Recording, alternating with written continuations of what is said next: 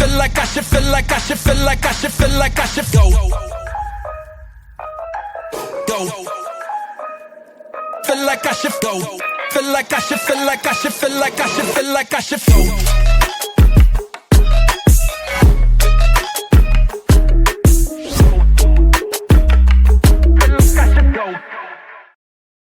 We see Woo Jin-chul giving a speech to everyone. He says that the S-rank gate raid is starting today, but he begins explaining the real problems with this gate. He says, this gate is directly above Seoul. Even if we clear the dungeon, what happens after that? How do we get out safely? We have no idea. One by one, we see the S-rank hunters, Baek Yoon-ho, Choi Jong-in, and others. Woo Jin-chul then explains his plan. The hunters will enter the gate using an aircraft, and within one single day they must kill every monster inside and then escape before the dungeon collapses. This, he says, is the best possible plan. But hearing this, some hunters say, is that even possible? Can we really clear an S-rank gate in just one day, including the boss? But then Thomas Andre steps forward and says, hold on a second. Our scavenger guild will enter first before the Korean hunters. Hearing this, Woo Jin-chul immediately objects. No, that is extremely dangerous. Everyone must enter together. This gate is too risky. But Thomas refuses. He says, why not? Your own S-rank hunter suggested it to me. He said the dungeon has limited resources and whoever goes in first gets the biggest share. By the way,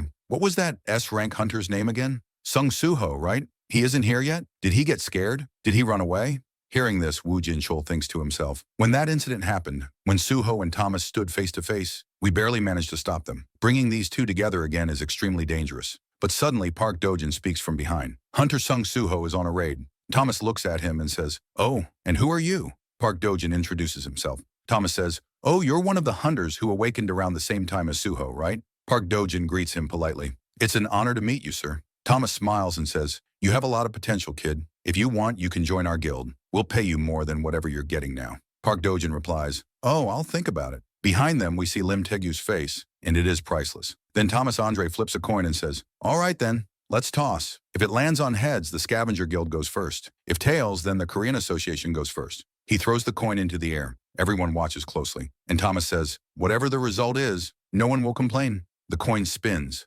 Do-jin watches with a small smile, and the coin drops. Scene shift. Arsa appears and says, oh, I heard you're joining the S-rank gate raid. Park Do-jin isn't pleased. He tells her, after this, don't spy on me using bugs ever again. Arsa laughs and continues. Oh, by the way, while I was monitoring Sung Soo-ho, I noticed something. He has been training nonstop day and night to defeat Thomas Andre, and maybe that's why he couldn't sense our presence. You're going on the raid with him, right? How does it feel being around a shadow heir? You're his friend. You could attack him from behind if you wanted.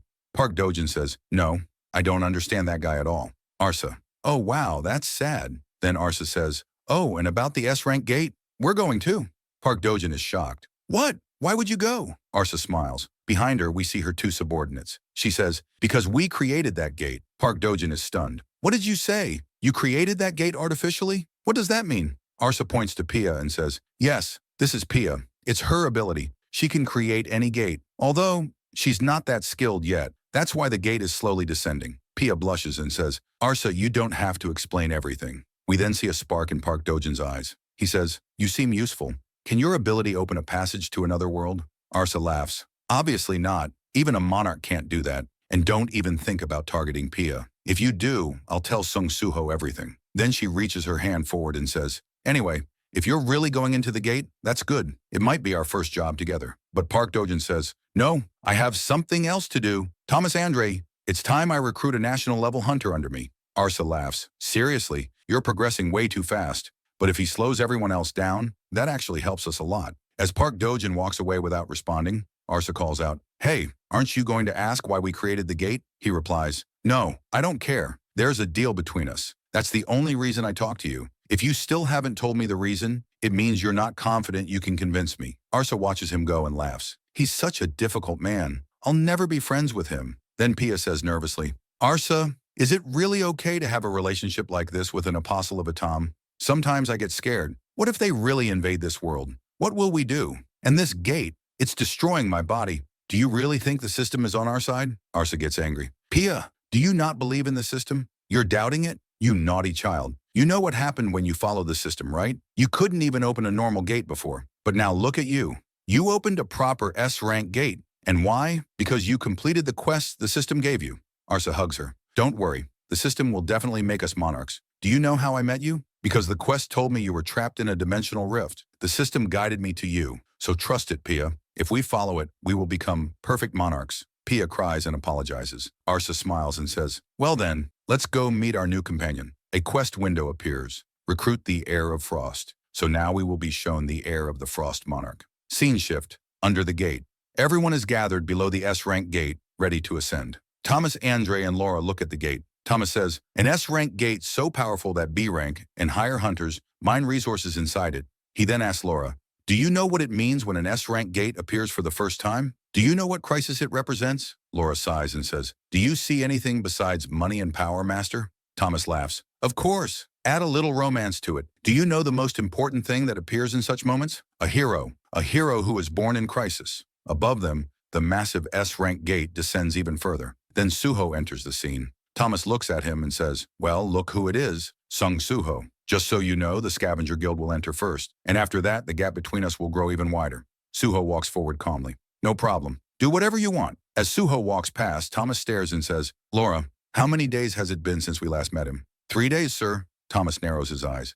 Then is it just my imagination, or does he feel like a completely different person? He's changed. We see the gate again, now enormous. Suho looks at it and thinks, so this is an S-rank gate? It really feels different. Someone calls out, hey Suho, why so serious? Did you not prepare properly? Do you think we'll lose to the Scavenger Guild? Suho laughs. Absolutely not. Thomas Andre also laughs. We see Park Dojin and a small insect, clearly one of Arsa's surveillance bugs. Everyone enters the aircraft and flies upward into the gate. The S-rank raid begins. Suddenly, everything is on fire. The aircraft has crashed, destruction everywhere. Suho is lying in the wreckage, looking up at the sky. He says, How could everything end like this? What happened? Why did the aircraft crash? Where are the other hunters? How did Suho fall like this? If you want to know everything, and if you want to see the next episode first, subscribe quickly. Thank you so much. Stay tuned. Feel like I should, feel like I should, feel like I should, feel like I should go.